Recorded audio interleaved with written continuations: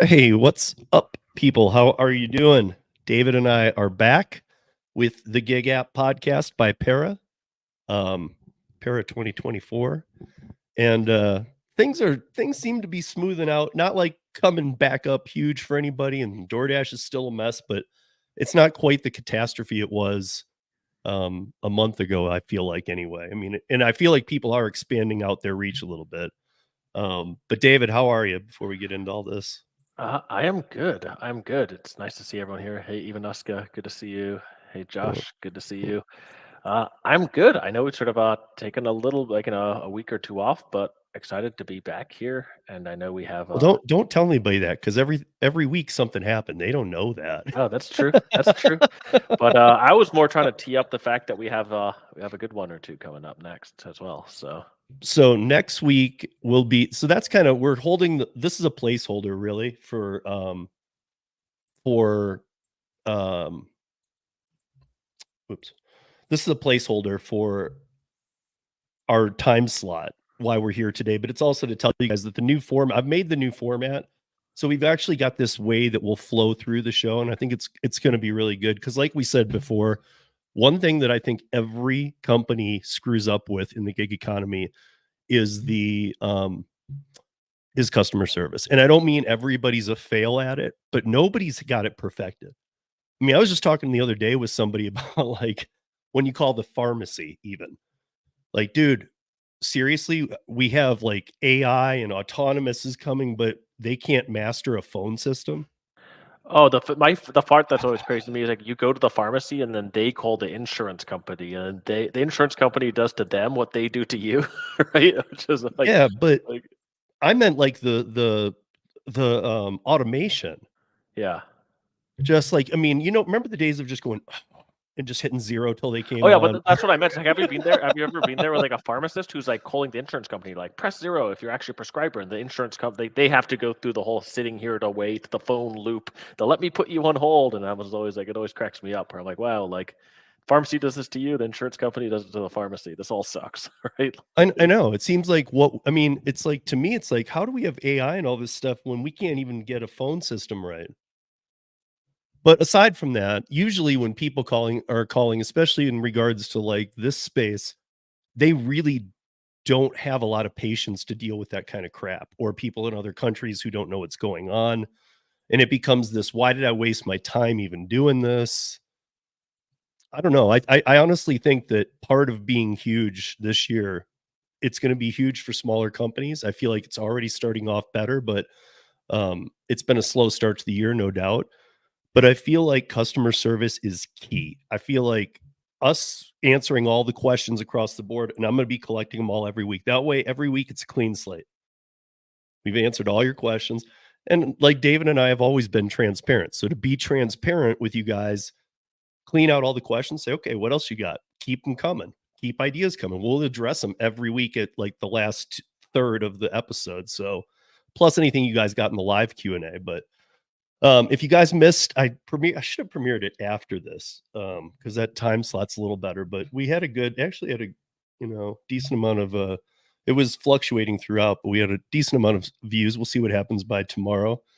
But the history of Para, I had to really weed through some stuff because there were so many good ones. But yeah, it was kind of interesting to watch, especially the initial stuff with you and Jeff because you've come a long way with even public speaking. Not that you weren't good at it then, but you were a little more like robotic.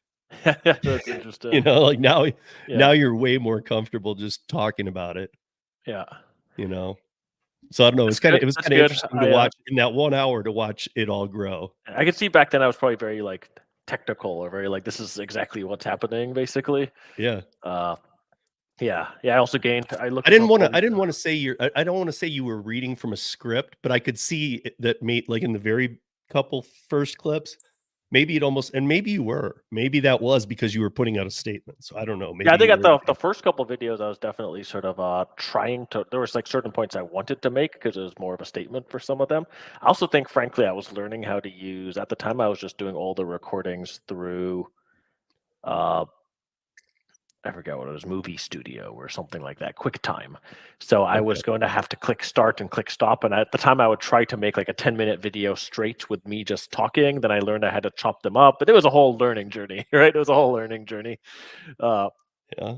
yeah, yeah. Although I still have, we sort of moved into this, but I still have that's the original. That's the para sign from the garage. It's still there. So that was one that was behind me in all the Yeah, videos. that was the other thing, man. The earlier videos in the garage are pretty funny Yeah, yeah, yeah, because yeah. you've got like the tarp or whatever it is, the camping tarp on the side. And, Yeah, yeah, yeah, yeah. COVID, man, right? So early I COVID. know, So I know, and that's what I was thinking too, man. Like, how many days was I like in the same pajamas? I don't want to sound disgusting, but during COVID, man, I mean, it's like, yeah. who am I I look at impressing? those I look at those early videos and I was also like 30 pounds skinnier back then as well. Right. Like, Well, not yeah. now. I feel like Still, that now was you're yeah. back to yeah, I feel like you gained some weight there for a minute, but I feel like it's gone again. I don't know, maybe I'm wrong. Yeah. Yeah. Thank you. Um, I'll take it. yes, you're like, "Yeah, you're wrong." Yeah, I'm like, you're wrong. Yeah, yeah. But yeah, I don't know. David and I have been talking about Para 2024. So today I wanted to mention like a few things. So make sure you're checking out the audio podcast. Make sure that um, you're staying up to date with the app. Make sure you're posting all the questions in these videos that you want answered. Every week, I'm going to be collecting these on Wednesday. I'm going to be putting them in a document. I'm going to be sending them to David so that he's ready for them as well, so that we flow through them a little quicker. So I'll be. It's not so much as a heads up. It's so that we get quicker answers and can move through them quicker. But then you guys in the live can do things as well. But in April, I'm going out to see David because we've been trying to sync up with all of our ideas for a while. I think the best way for us to do it, I told him, was for us to do it in person. And I think that's going to be the best. So after that, who knows? Because I know he's got ideas. I got ideas. And welcome, by the way, welcome Instagram people. Sorry, there is no integration to the chat yet from Instagram. So we can't see who's watching and we're not seeing your comments through Instagram. So I'm sorry about that. That is a StreamYard issue, not an us issue. Hopefully StreamYard will have that fixed soon. It used to do that with Twitter. Now Twitter comments show, but with Instagram, it still has that issue. So, but welcome Instagram, and I'm Yeah, sorry no, if I'm you're excited. typing comments, I'm not seeing them. No, we're So, excited to have you here. We'll go back to the good old days. It'll be you, me, and Jimmy, except here in a house. So yeah, yeah, yeah. it There we was sort go. of nice. We got this Did house. Jimmy see of the history because he was in it? Was he? Not yet. Not yet. Not yet. He's in the beginning. I used a little that merchandising clip. Yeah. Yeah. Yeah. Yeah. Yeah. Yeah. Where he's walking, where he's doing man. I gotta tell you, man. I was watching that and I'm thinking, it really. I don't know. I'm sure there were great reasons, but that seems like something that really should have never. I'm sure there were reasons, but it should have never got lost because it was so. It was cool. The merchandising work. Yeah. Yeah, dude. It was like, Yeah. No, what? we kept trying to find more, but what had happened was the partner basically changed their business model. So I mean, maybe too much information, but they used to like actually have people working for their company driving the like trucks, like the proper trucks, bringing the food to the supermarkets, Mhm. and then the merchandising would be done through Para, but they decided that they would have the truck drivers do the merchandising, which is a little crazy. So they basically said, "Hey, we're no longer needing merchandising at all. Now, once Oh, a so truck yeah, driver okay. shows up, he will do the he or she will do the merchandising," which I always thought was a little crazy because I'm like, that's it's No, I mean, completely like, different than driving I'll a use an truck. example of that though too, like, it didn't happen everywhere, but when I was running the bars, Anheuser-Busch, amazingly huge company, right? Even Yeah. here in Colorado where Coors is our backyard, Anheuser-Busch has still got a foothold everywhere in this country, and, we used to have a rep and a delivery guy, but a lot of those delivery guys had been on route forever. So if you had a route with Anheuser-Busch as a delivery guy for 4 or 5 years, I can't remember which one it was. For years, they didn't allow that when I first started out here, but, then they started allowing those drivers that had 4 to 5 years to be able to do the job of the rep as well. Yeah. So like my driver, Clyde, who I knew, and I had like 4 reps through the years, but I had one driver, Clyde, from day Yeah. one till then. All of a sudden he became my rep one time. He's like, one Yeah. week he showed up. He's like, I'm your rep now. Hey, there we go. I'm like, Yeah. okay, sweet. Because I knew I could count on him. I knew he knew big loaded weekends, like, oh, this is a holiday weekend, you're gonna need to load. Like, so he was very helpful. It really went smoother. But I'm guessing that's what happened there too, because my guess is initially the merchandising started, and I think I know this because they don't want to pay people to do that job. Yeah. They don't want to pay somebody a yearly salary to go check in with these accounts once in a while. So they were trying to, I mean, I think there's a lot of cases where that happened. Yep. And that's why I'm thinking there probably is more business out there than just that client though for merchandising. Oh yeah, yeah. We went out and tried to find a bunch of it, but what was really weird was merchandising companies, ones we talked to about, just didn't care about filling their quota. So what I mean by that is, we'd go and talk to people and be like, "Hey, para drivers, the drivers on para love this merchandising. Can we get more?" And we'd be like, "What's your fill rate?" They're like, "Oh, we don't really need more." And like, "How much are you filling right now of your trips?" And like, "We feel like 65%." We're like, "Wouldn't it be nice to get that to like 90%?" They're like, "Yeah, but we don't really care." Right? Like, Okay. yeah, and I mean, you should care. yeah, but we ran into that a couple times, and we're just like, we tried. We did try. For a while, Jimmy almost signed me up for a merchandising conference on a cruise ship. So they had a merchandising conference on a cruise ship. Jimmy just laughed hearing that. Yeah, it was a 3-day cruise ship merchandising conference. And I remember being like, this is either amazing or the worst conference ever. I can't decide. Wait, you were going to be on a cruise ship? Yes, you're on a cruise ship for 3 You're days stuck straight. at sea talking about merchandising. Yes, for 3 days straight. You should have sent Jimmy. Yeah. Yeah. I remember thinking like, fine. this is Go. Hey Luis. I was actually going to say this is we have this house which is an office, and we've already put it to use because Luis. Oh, look at that. That's weird. Luis came and stayed here already, so we're already putting the. We always had the idea of the para house at the different events, right, Steve? And now we have a permanent para house, so we were really happy to have Luis here. So. Yeah. And then, so I also was, and Luis, by the way, thank you for sending me that information because I just found it super interesting because David's fluency in Spanish is amazing. I mean, I really was like, for a minute, I really was thrown. I actually, before I texted you, hey man, good Spanish. I actually was watching. I could see your lips not totally syncing up. But as far as the voice went, that was crazy, dude. That's the kind of scary stuff at the same time at school. It's scary to me. Yeah, because it sort of sounded like me. So it was. Well, that's what I'm saying. Like you could almost record something and then like send it to somebody as like me or you know what I mean? Like it's too weird. Like yeah, that you can play with words with my voice. Can you do like pre-recorded sounds on StreamYard? I need to come up with like a couple Steve pre-recorded sounds. Like I love Instacart. Like it's like I'm Steve. I'm gonna join a union.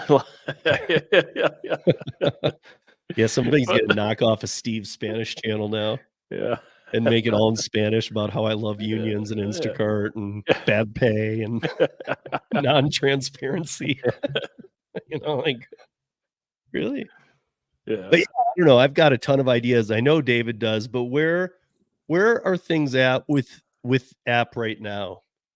Because I kind of know, but I think that a big portion of it's kind of the simplification. I keep trying to wrap my head around everything. Like okay, Paraworks, Parapass, Dispatch. Yeah, I think the easy way to think about it is just like other options, right? I think we've said this on the past podcast this year was like this is the year of like looking for alternatives, right? And I'm not saying you have to do a lot of alternatives, but just to have alternatives in your back pocket, just because it's a crazy year. Who knows what's going to happen politically? So really, on our end, it's like, what can we do to help you more easily manage your existing work? I think that's the stuff people know we're already doing, but really trying to help find other alternatives, right? So I think what you saw was we launched a couple more of these new Parapass ones recently, and they've been pretty well the Hop Skip received. Drive keeps coming up on mine. In fact, I know you mentioned that. Like, that one's been, but I'm even getting emails about it again now. It's like, hey, have you seen it? I'm like, yeah, I've seen it. Yeah, See it yeah, every yeah, time yeah. I go in there, man. Yeah, Like, yeah. I should check. Maybe it shouldn't be doing it that much, but that one's been quite popular. The one that's been yeah, really of course. popular, the one that's been really popular is the data labeling one, basically. So that one's been actually. What was crazy to me is we had their application was really difficult. So the application took like 45 minutes or something like that uh, Oof. to do For it. what? For hop, skip, drive? No, for the data labeling Okay, okay. opportunity, Right, the one right, that's okay. like, get paid 20 to 25 bucks to do the work at home, Right from home, basically. yep.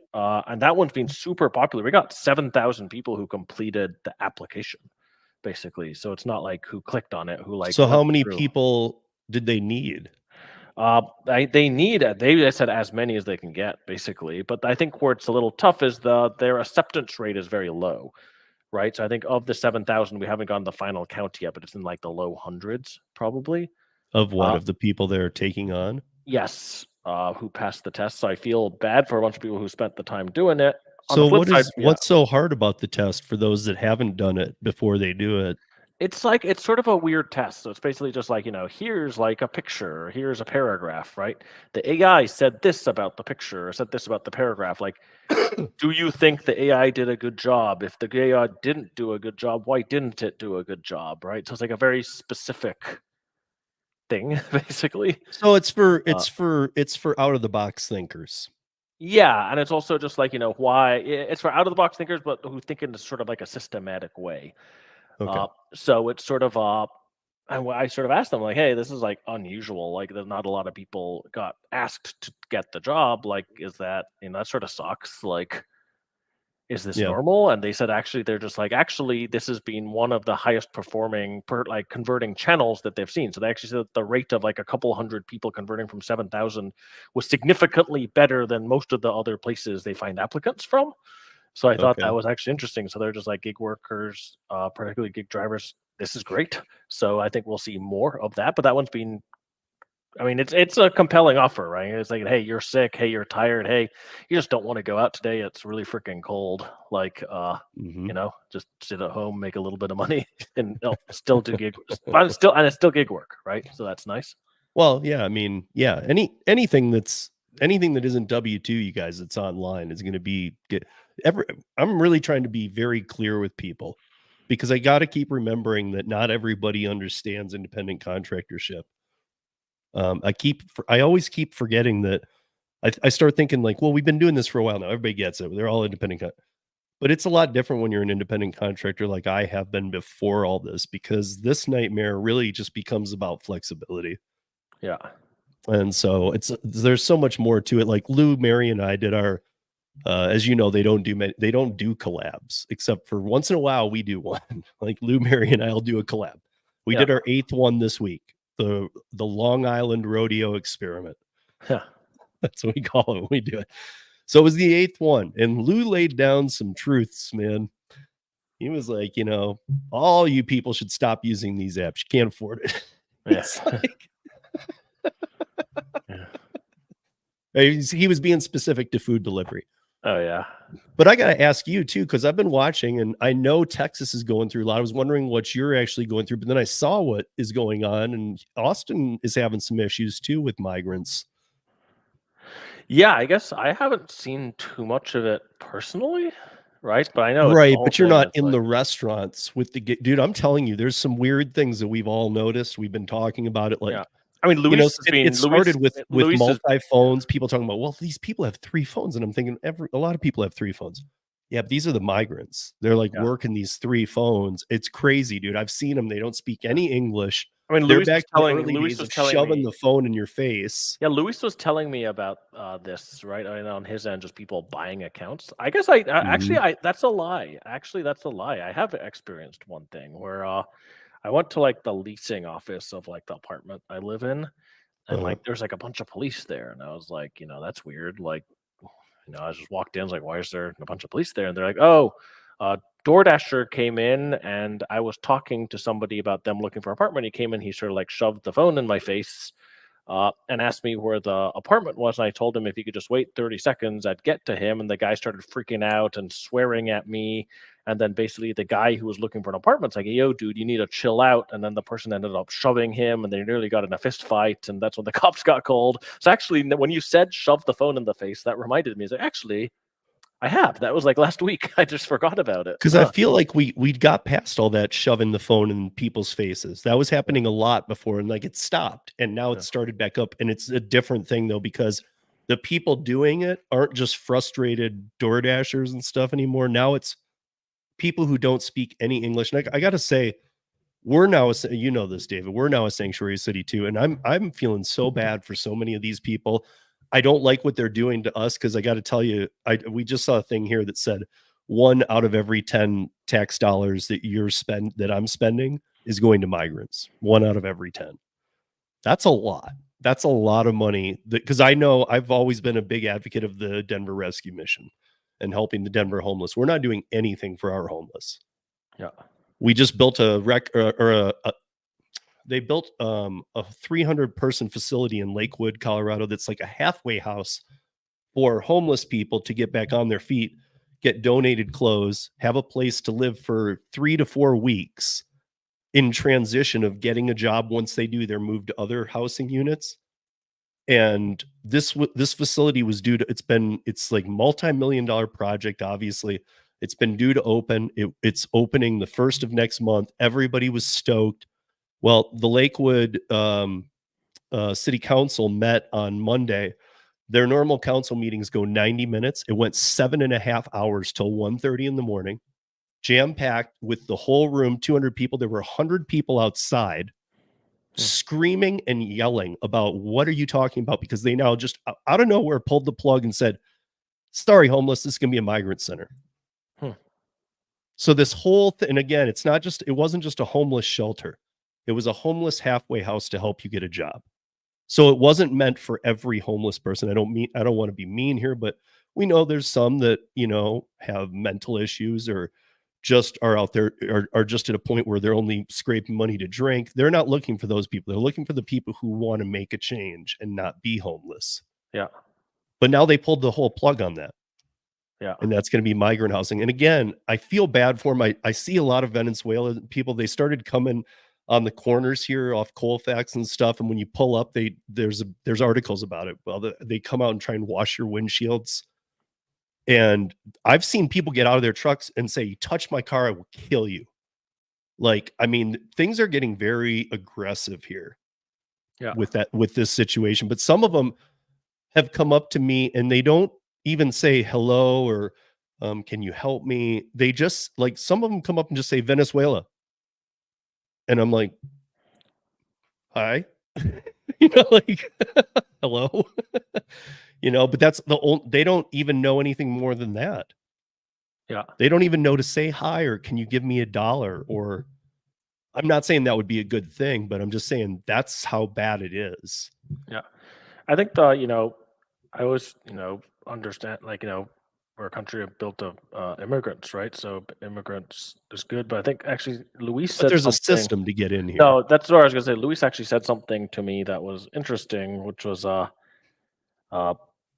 made me think about it. I think where Luis was like, he goes, I know the sort of people coming from where he came from, coming across the border, and he's like, I don't like the fact that they're just allowed to come in. He's like, I'm scared about who they're not letting in, but letting in, basically. Well, yeah, and that's the thing is, dude, like, even though we let everybody in and we are a country founded on migrants, yes, 100%. Nobody's from here. If anybody is, it's Native Americans. That's it.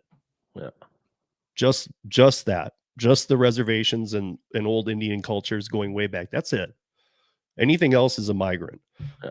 But there's always been a system, even dating back to coming over to Ellis Island. Yeah. I mean, they still checked you for influenza, for this, that, the other. I mean, they had a system even in those days with nothing more than like lines of people. And, I mean, I don't know. I'm just saying, like, even back then there was a system and now there's a system. Yeah. And unfortunately, the system's just beyond broke. It's been allowed to just run across. I mean, like, I know a couple jails that they were closing, one in Venezuela, and they let all the people out.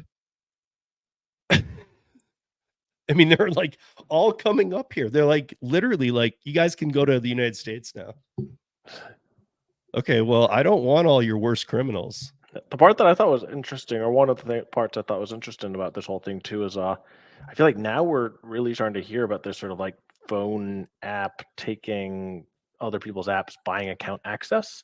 Yeah. But do you remember this was actually, remember Louise had given this sort of like impassionate speech about it uh, at the sort of GigCon that we Yeah. had, right? And that was how long ago? That would have been like, 8 months ago, 9 months ago. It was August, right? Yeah, August. 6 Yeah, months. 6 months ago. Yeah, Mhm. but you know, yeah, I just sort of I remember when he gave that talk, being like, "Wow, that was a powerful talk," and now here we are, 6 months later, and now he was right. He was, Yeah. he was seeing Yeah. it before we were, basically. Yeah, exactly. I remember too. I remember him saying all that, and I remember being like, "Oh, there's always people crossing illegal. What are you talking about?" Like, and now I get what he was talking about. And of Yeah, course, if for those that don't know, we're talking about delivery TV. Luis, he lives in Houston, so of course he has a very firsthand view of that's a town where you see it too, very firsthand. yeah. So, I guess sort of um, speaking of GigCon, you know, do you want to give people a teaser of what's coming up in a week or two, or oh yeah, oh Stephanie. yeah, yeah, Yeah, yeah, yeah. yeah. So next week will be new format, David and I. That way you guys will see the format. But on weeks we have guests because there still will be those. We still have the Curry one coming up. Everything's been a little juggled around, so sorry about that, you guys. But if you go to Paris channel, you can see what's coming up if you just click live and see which ones are coming up. But the Stephanie one, we can probably live stream it, but we'll have to wait and see. It's going to be on a Monday, so we might just record it and then premiere it on Thursday. And if by any chance Stephanie is able to get Senator Priola to join us for the first 20 minutes, I know that I was talking to David and I've talked to Sergio too, and I know they're working on getting him on Show Me the Money Club as well. But since we're having Stephanie, I think it'd be amazing to have him on. He wouldn't be here for the whole time, but I know that that would probably make it so he can't be live. Okay, So that's another thing too. So we're probably better off just recording that one and premiering. yeah. But you guys, I mean, like this is the year where this matters. Like, I don't know how do you want to say it? Because this is a win. It's going to be a little bit of a celebration, really. Yeah, I think it's, this is a year where you need to make your voice heard, right? I mean, changes are coming, whether you like it or But I not. think we showed people like you and I were proud, and we're saying, hey, look, we did this. Yeah, yeah, Like, and I think it shows sort of the path. And I remember at sort of GitCon, I think it was Sergio who actually was having you need to start local, you have to start small, and you have to push one thing at a time, and then from there you can start to build the wave. And I think you know, we sort of did that, right? If you think about it, yeah, I mean, we did our event in I Denver. mean, You put it for together. those We that got don't know, Stephanie and Kevin Priola were not only was he against her legislation, they're on different sides of the aisle, and they were not being bipartisan. They were not working together real well. Stephanie was also new; she didn't know him well. But the fact is that he didn't he didn't have to come to that event. We no. didn't expect him to come. It was crazy. I mean, he lives an hour away. It's pretty amazing on a Saturday he shows up. He showed up. He basically said, "I'm not here to talk. I'm here to listen." He actually listened to a bunch of people. At first, I was wondering, was he actually going to listen, or was he perfunctory there? But he listened. He He thought absolutely about listened. it. He followed up, and now he's here pushing the bill, right? And I guess what I'm trying to highlight with it is like how many people we had 100 people there, right? But 100 people in a local district can make a difference, right? I think 100 people who care passionately about something is enough to get people to understand that maybe they should take another look. And I think that was a big takeaway I had, where he was basically like, he's like, I didn't even know about any of these issues. I didn't even know why you guys were pushing for this. I didn't know why you wanted this. Like, I just had one viewpoint, and it's one of the 30 bills I'm looking at, and I'm just doing what my aide or somebody told me to do. That's not his own words, but that's what I imagine happens, right? And it's just this Mhm. idea of like, I guess in this case, I don't think, it would have been easy for us to basically say he's wrong or he's evil or he's against it, but it wasn't any of that, right? You just didn't know, right? So He's evil. no, no, but I say that as a joke, but I feel like a lot of people sort of view it that way, right? If somebody's like voting against your thing or against the thing you're doing, Yeah. That's the viewpoint. And I think the reality is, you can make a difference if you just be reasonable, let people know why you feel a certain way, and can get some other people on your side, right? Yeah, and I think, that's such a huge thing because again, it's just another thing that we proved that I mean, like, who knew that that would happen? I mean, we obviously we weren't doing that event for no reason, but I don't think any of us knew what to take away from it. Here you and I were putting all this stuff together. We didn't really know what the hell was gonna happen, but we just knew this is a good time to capture this moment. Yeah. And to be honest, this is the year, you guys. I mean, like, honestly, like, you gotta get on it now. I'm not saying it has to be formed in anything by March 11th when the DOL change happens or whatever, but there's a lot of weird stuff going on, but I even think we're in a good position to if somebody were to reach out to us, especially in a big city, a big gig work city like Yeah. Denver, like Miami or Philly or something like that, and said, "Hey, listen, we need to counteract some things here too." Yep. I, Yep. I think we're in a good position to help you do that. We are, and I know Sergio has plans to try and copy what we did in a couple other places this year, right? So really, on my mind, it's like if we can get 100 people to show up, get somebody to listen. Easier said than done. Obviously, I think that's how you make a difference. But I And I think think, between me, you, Sergio, some others, we can even if we can't be there, we know other creators nearby. oh We know yeah, other people who can get I there, think, who and can I watch the know. town hall and Was have see told this is what they did. Luis he'd be a powerful part of that too. What There cracked you me up go. with Luis, uh, he came here and then actually he sort of went on a live stream. Was like, hey, anybody in my community who lives in Austin, do they just want to come by and do an interview with me? Right. And he did a live stream, and an hour later, two people showed up. And I think he was like, hey, he was basically just he was like, oh wow, I thought more people would show up. I'm like, Luis, you know how crazy it is that you'll just hop on a live stream and be like, yo, does anyone want to show up in the next hour? And people show up, right? I'm like, that's powerful. That's crazy. That's It's powerful. it's it's the power Right. of real time, man. People Yeah. like it. Yeah. Yeah. I Yeah. mean, So because that's, you never know who's in Austin watching that at the time. yeah. Yeah, but I think it's going to take a bunch of that. Mhm. But when you're asking, what's up with the Para app, Para Works, Para this year, I think that's really the main thing on the top of my mind, right? Yeah. Is we're doing stuff with the app, that's great, but really it's this is the year to matter about getting your voice heard, right? Yeah, but it is also about like grow. I mean, honestly, I have a lot of huge ideas for Paraworks and other things because it is about that. Because I can tell you still, like, man, when was it? I was just talking when I was talking to Lou and Mary this week. I was saying DoorDash is a W-2 now, straight up. I don't even know how you would describe it as anything else. It's a W-2. You have to schedule, you have different tier systems, you have what you'll see. I mean, it is an employee thing. It's a W-2 without a W-2. I mean, Yeah. we've said this about other apps, like they want you to be independent contractors, but treat you like employees. But this isn't even like that anymore. DoorDash has moved to an employment model without employment. So Yeah. this is, I was talking to Mike Karubi about it. This is straight up misclassification Yeah. in this case. In the DoorDash case, it is. In the other ones, it would have to be case by case. But DoorDash is straight up misclassification now. It just is I because want. they have you're not supposed to have any say over the independent contractor. They have every say over you.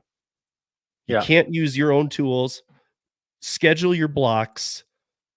You need to be a diamond, a premier, a top dasher. You need to be 50, 70%. Like, what is all this? Your acceptance. You have so many things in there that you're not even supposed to be doing. Yeah. I don't know. I feel like this is really the year for smaller things to pick it up. Last year we saw momentum with it, but I think that here we are coming into spring, things will pick up. I don't know how the big apps look.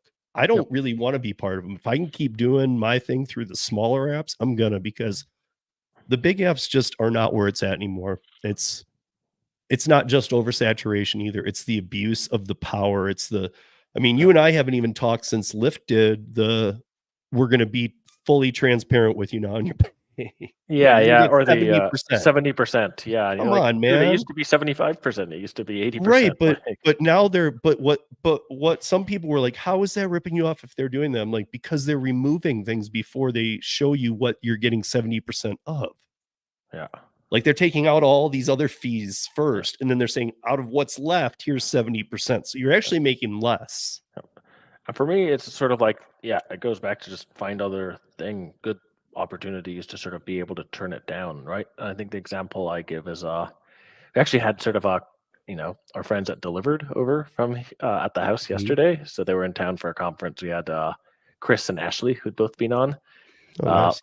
and so they came over for a drink, and that was super nice. But go find an app like Delivered, right? Go try it out, Mhm. uh, and just find other good work. Yeah. Yeah, I have some I did an interview this week for the audio podcast that I'm gonna chop up some pieces for to put on Para here, because I talked with the, this week on the audio podcast, I talked with the, head of operations, for, InDrive, Yeah, and, interesting company for sure. I had no idea. I mean, I saw him on the Rideshare Guy last year at some point, but they had reached out to me to be on the podcast. I was psyched to have him. Had a really amazing conversation with him. Like I said, I'm gonna chop up some pieces because I was shocked to learn they're the second largest rideshare company in the world. yeah. They're how was the conversation? It was amazing, dude. He was completely transparent. Yeah. He was, I mean, he even said a couple of times, like, I was giving him, I didn't know that he was very tied in with Lyft, by the way. Adam Hmm. Warner, my guest, he's the head of the US operations for InDrive. Yeah. And I know they're only in Miami right now, but I was shocked. So we went through some stats. There's 20,000 InDrive drivers in Miami. Can you believe that? Huh. Yeah. I mean, that's a lot. Yeah. And Uh, it's got a lot of use. I mean, so we went through the stats, 700 plus cities, 45 countries, 225 million downloads. I mean, I had no idea. I knew about InDrive, but I didn't know they were that big. yeah.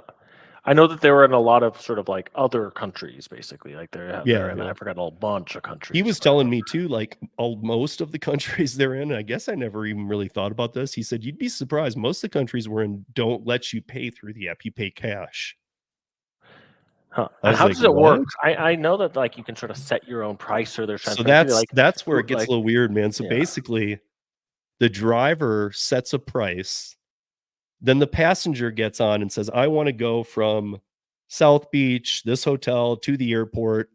I want to pay $25. So that goes out to a group of drivers that are close, and they start saying, yeah, okay, I would take that, or they can like send back a rebuttal, and then the person can kind of pick based on like, okay, do you want the guy who's 3/10 of a mile away in a Camry, or would you rather wait for the guy who's 3 miles away who has an SUV? If they're the same price, and even if you do lock into a vehicle and a person, those two parties can debate the price even after they've locked each other in. Hmm. So the person with the SUV can go back to him and go, listen, yeah, I see you want 25. I usually do this for 35. Can we do it for 30? Like you can negotiate that. Hmm. So I found that really interesting. I don't know. Yeah. I think that's very cool. I remember talking I about like asked a him even, I while said, back. I would Yeah. think that would cause a lot of problems because I would think a lot of people would cancel and just said, Yeah. let's just do it between us. But I was very happy to Also, learn. how do you debate while you're driving? That's what I was Well, wondering. so once you lock in the person, Yeah. you don't get to see where you're picking them up until you've locked in the price too. You're actually doing that through the app. Yeah. So I don't know. I'm not in Miami. I can't use it.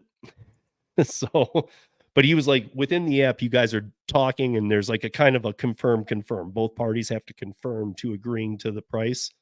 And in what seemed like it would be a nightmare situation, Yeah. um, seems like now I get it, because it's like, okay, he was like, it actually goes very quickly. You'd be surprised. The Yeah. negotiation. He's like, once you've picked somebody, he said they actually negotiate quite quickly. Yeah. But the other thing that I really loved about the platform is that they take static amounts, 20%. Yep. Like he's like, I said, are you static or are you dynamic pricing? He said, static, we always will be. Yep. He said it'll be 20% period, and the driver will see, here's the pay, here's 20%, here's your pay. Yep. So they're even seeing the full transparency of what the rider paid. He said he didn't even want there being conversations in the car about, well, I paid this, what'd you get? Like, he wanted the driver to be able to go, yeah, I know what you paid. It's fine. Yeah. I love it. You and I are all about transparency. Yeah. I thought I could see a lot of problems with it, but at the same time, Hey, but I I think love it it. goes back to what we were saying at the beginning of this is like, check it out. If you're in Miami, why not? Right? Just Yeah. find other opportunities. Yeah. Yeah. And so I don't know. I'm looking for we do this on Thursday every week, you guys. But on Tuesday, I'm gonna drop like a 12 to 15 minute video on the Para channel every week too. So like next week will be one on the in-drive interview I did. Because it was really good. We went about an hour 15. It was one of those days where he said, it was done through, through his assistant. So I didn't meet Adam till we were on. Yeah. So I'm dealing with his assistant. This happens sometimes, but he said, he was like, I am out at 45 minutes. That's all I got. At like 55 minutes, I was like, man, you were supposed to be out 10 minutes ago. We should go. He goes, well, you actually asked something that I think I should answer. He goes, this has been a very good conversation. And he went another 15 minutes. That's awesome. Yeah. So we went like 30 minutes over. Yeah. Because even he said, he's like, this is probably one of the best conversations I've had. And he was like, and I'm really glad I got to talk to you on this level about complete transparency and what we're doing. That's awesome. So whatever, I know that some people have their questions about it. We always have questions about anything that's new, but I love that they're trying something different, that they're being static pricing. They're not trying to be like, how do we rip people off on both ends? Yeah. It's more just like, how do we run this business properly? Yeah. I don't know. To me, that's, how do you ask for more than that? I would have to try it out. Yeah, because I remember hearing about them a while ago. I remember talking to them before they were saying they were going to come to the US, basically. Yeah. And just, we were at the time thinking, hey, like, it could be a good way to put the opportunity in front of pair drivers, and just nothing ever materialized. But it's cool that they're here and they're operational. So, yeah, I asked him, I said, just out of curiosity, what took you so long to get to the US? And he said, oddly, he goes, you might think it's worse everywhere else. He goes, but regulations. yeah. And actually, one of the piece that I'll probably put up on the Para next Tuesday on Para's YouTube channel and on other socials is where we talked about insurance, because that's where I really struck a nerve with him. He's like, that's what the whole thing's about, bro. Yeah. He's like, it really comes down to insurance. He's like, because here was what I loved about it. Forget all the phases, phase 0, 1, 2, 3, because phase 0 is just kind of where you're driving circles. Phase 1 is where you're like sitting, waiting for an offer. Phase 2, you're on your way to pick up the client. None of all that's, he said, is under your insurance. I agree. So, but he said, once you pick them up, 100% on them. There's no splitting with your insurance. So you're full. It's like Curry. You're fully covered by them. Yep. He's like, so we're doing something much different with insurance. We're not leaving you in the lurches if you get in an accident and you're like, I'm glad I'm on Lyft. They got me covered. And then you find out they don't have you covered.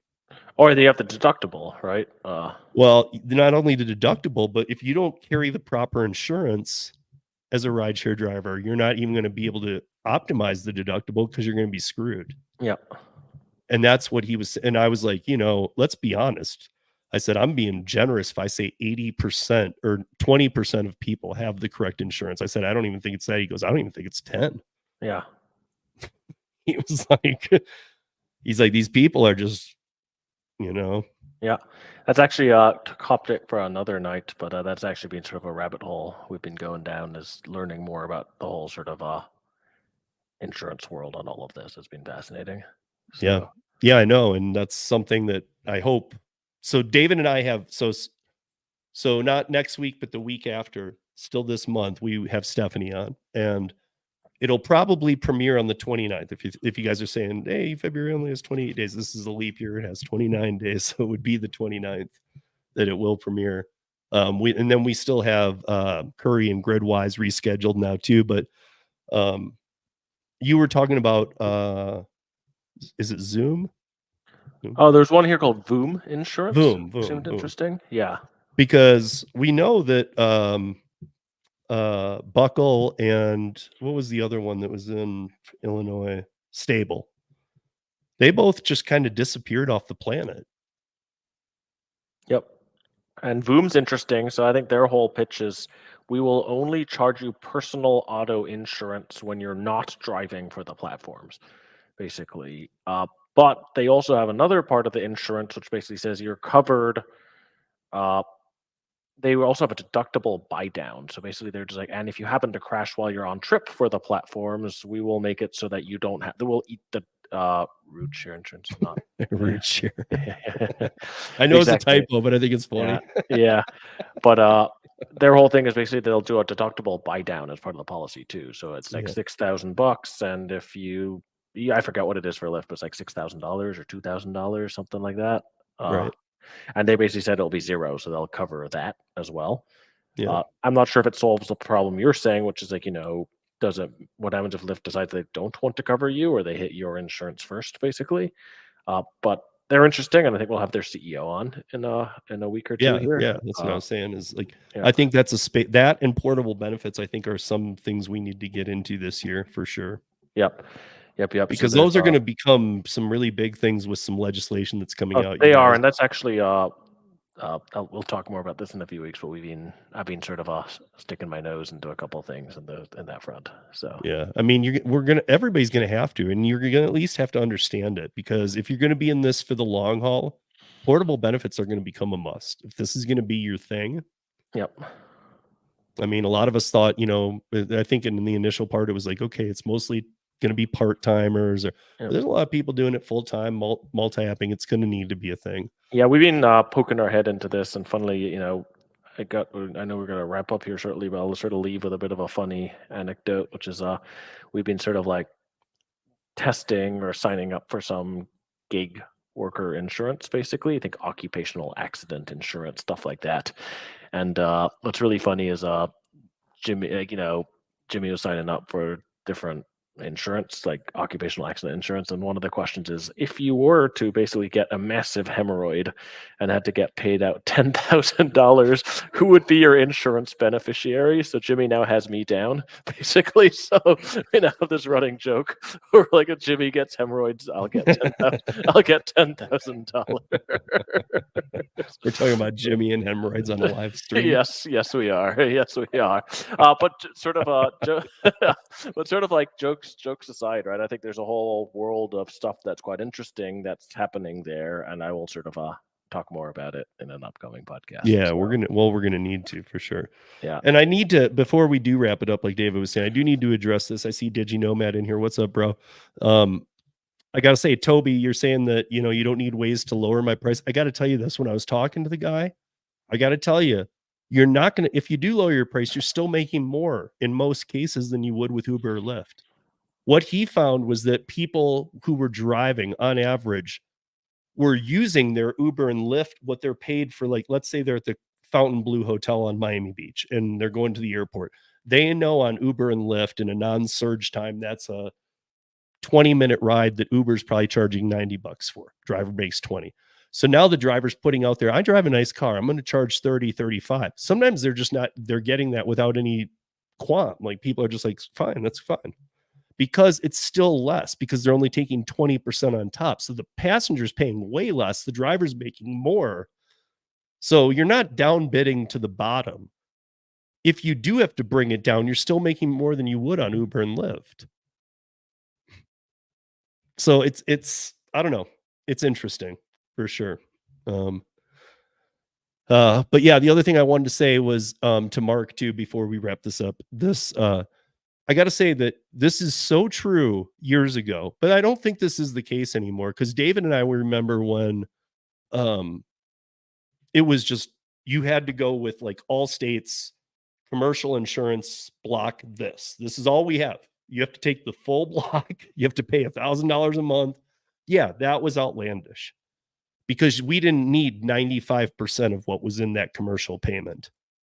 But now almost every insurance company has a gig app option and they understand that a little better. So those prices are a lot more reasonable if you haven't checked in a while than you might think.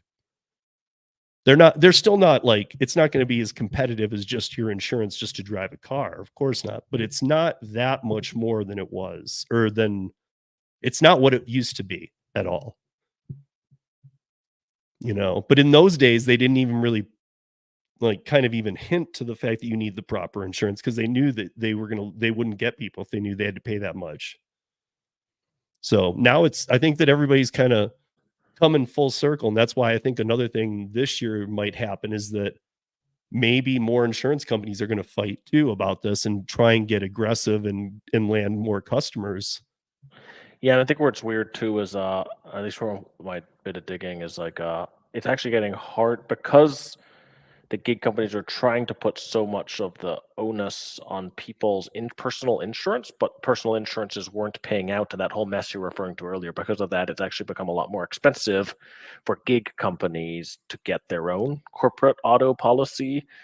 Well, yeah, let's do it on another podcast, but there's been a whole world of stuff that I've been learning, which has been interesting.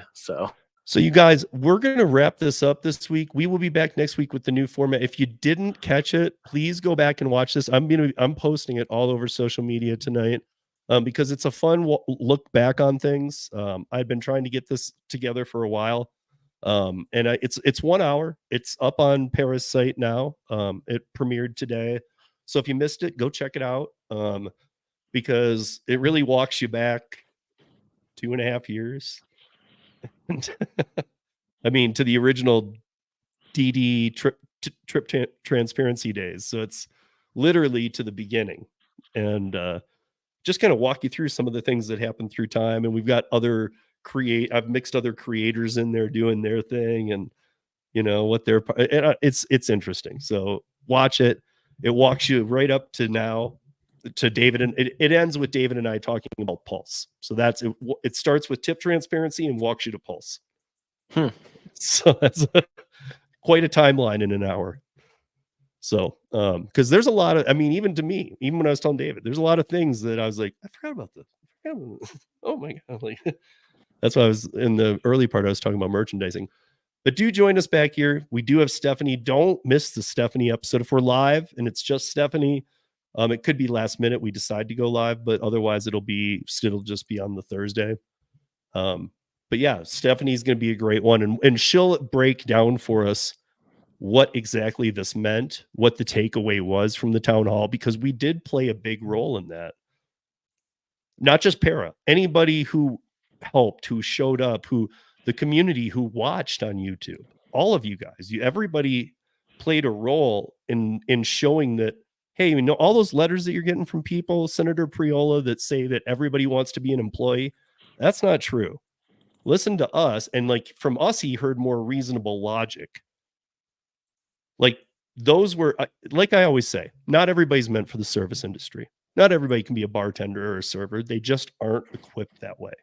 Same thing with the gig economy. Maybe you can't do more than $8 an hour, but people in your market are. I think those people get angry and they want to be paid more money because they're like, this is bullcrap.